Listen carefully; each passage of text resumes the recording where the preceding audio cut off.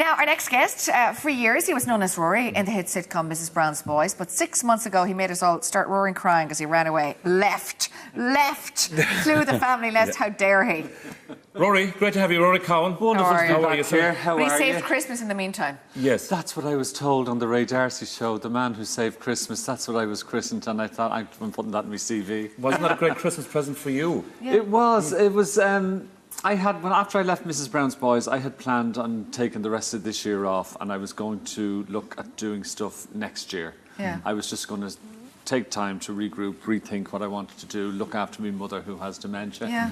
And I was talking to Caroline Downey, who owns the Olympia and the Gaiety, and when Al Porter had left the radio show and the television show, and then there was talk that he might be leaving, and we were just chatting, because Caroline's a good friend of mine, and we were saying how terrible it would be if all the staff in the Olympia had to be out of work over Christmas with no shows because the theatre was going to be dark. And in you jumped. Yeah. And then, almost as an afterthought, Caroline just said, would you Why be not? available to do it? And I just said straight away, yes, I would. And then the next day, the producers look at me. Going, Well, it's natural though, Rory. Think about it. I like. love panto. I adore And panto. you've got a natural, outward personality that's conducive to that type of thing. You do, you need it, because I go on and you get the kids. Because I introduced myself as Polly, which was Al's character, and I say, I'm Polly, and the kids go, no, you're not, you're Rory. And I'm dressed like that, and they say, no, you're not, you're Rory. On a serious note, on a very serious note, we are, and anyone that's fan of Mrs. Brown's Boys, we're genuinely sad to see you leave. It had Seriously, Rory. it had come to the time to go, because I'd been there for 26 years with Brendan Yeah, it's and gone a long different things time, from yeah. the stand-up shows. And I just thought it was enough. My mother, as I said, has dementia, and I was in Australia 2 years ago, and I was told she had days to live, and I thought, and I couldn't come home. Yeah. And Mrs. Brown, they're all going back to Australia this week sometime, and I just thought... Did you feel you had done it, the I same had thing done over it, and over? but Did you feel that a bit? It was the same thing, because every tour we seem to be going in, Mrs. Brown, once it hit the television, you're now into a format that you can't break out of, and everything has to stay the same. And it became like that with the tours. The tour of the UK 2 years ago was the same tour as it is this year, in practically the same order, in the same venues, with a show that we have first done 18 years ago. So I thought, and with my mother as well, I thought, no, I've had enough now. And you're allowed to change. Yeah, so that's It's it. always good to leave the stage while the band is still playing. I always say that as well. And it's a good way to go. 26 years was a long time to stay in one Because place. when we all look at Mrs. Brown's Boys, and we look we're at the so TV happy it's a shows, I big suppose. success and there everything. were It's books as amazing. well. But you were going at it long before that. We were going with Mrs. Brown's Boys started on 2FM in 1991, I think. 1992. 1991 or 1992. So it's about 25 years. And it was fabulous. It was great. But the last couple of years, I just wasn't happy. And I thought... Initially, I thought it was just because my mother was ill. But that was part of it. But then I just thought, no. And I don't know if people realise, because you actually gave Brendan O'Connor his start in the sense of stage and all that in one way, because were you not working at the time? I saw him. I was but you working saw in the him EMI. and you suggested him. And I suggested him for a venue, and we got. No, it was just I booked him for a gig. Now that was all. When I saw Brendan O'Carroll first, I thought he was the funniest comedian I had ever seen in my life, and I'd seen Billy Connolly, And very different as well, you and see. he was just hilarious, and I wouldn't he still is hilarious.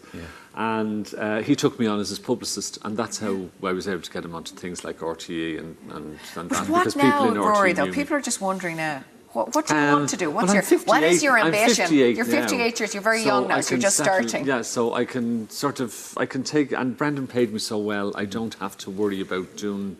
That's great. That's a great thing. So I have to write a book, and then I'm looking at a couple of other TV projects here and in the UK as well. So there's things happening, and the book I'm looking forward to. What's the book going to be about? The book is a lifestyle. And what I liked about it was they came to me and said they wanted to do a story about me interwoven with stories about my mother, because I've been talking about my mother and I know dementia you're for a very long close time. to her as well, yeah. And I liked that idea. And the weird thing was, up until they'd asked me to do it, I had only had memories of... I had no memories of my mother before dementia. Every time I thought of her, it was my mother with dementia.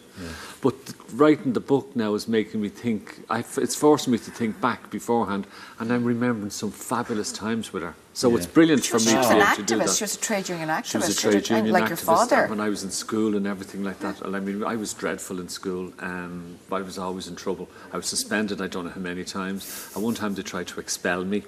and they sent a letter over to home to the house to say that it would be. I just finished my intercert, and they said it would be better if you didn't come back to school and got a job. Other parents got the same letter, and they went down to the school and sorted it out. And that's what the head brother wanted. He just wanted to say, listen, your kids are going a bit wild.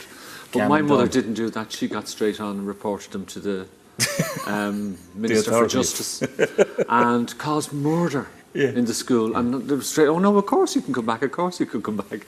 And the school, they suspended me, they tried to expel me, they did everything. And then a friend of mine... wrong? And we were just... Messing. Acting the aegis. Acting the aegis, and just like really bad. And then years later, a friend of mine had his son down at the school, who's getting his son enrolled there because he still lives in Dundrum. And they were saying, oh, one of our past pupils now is Rory from Mrs. Brown's Boys. So they ended up trying to throw me out and suspend me. You're up at the wall of the picture. They're boasting that I was a pupil there. You said that your mum was always a great person, and you were kind of mad at God. Because I was at one time, but I've given up that now because I was thinking, there's 55,000 people in Ireland with dementia, so it affects over 250,000 people directly who are caring for them, family members and stuff like that. And initially you can't be upset with the government because it's not their fault. You'd love to be able to say, oh, the government aren't doing enough, but it's not their fault people get dementia. And everyone's very kind. And then I thought, well, I have to be angry at somebody, and I was angry she had it, and I said, I'm angry at God. But now I sort of realise, well, why shouldn't my family have somebody with dementia in it? Other families have. Why should my family be immune?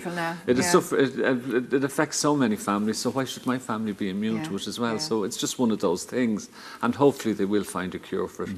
And hopefully they might look at doing things like the Fair Deal scheme where they can keep people at home. You see, that's so important. People don't realise.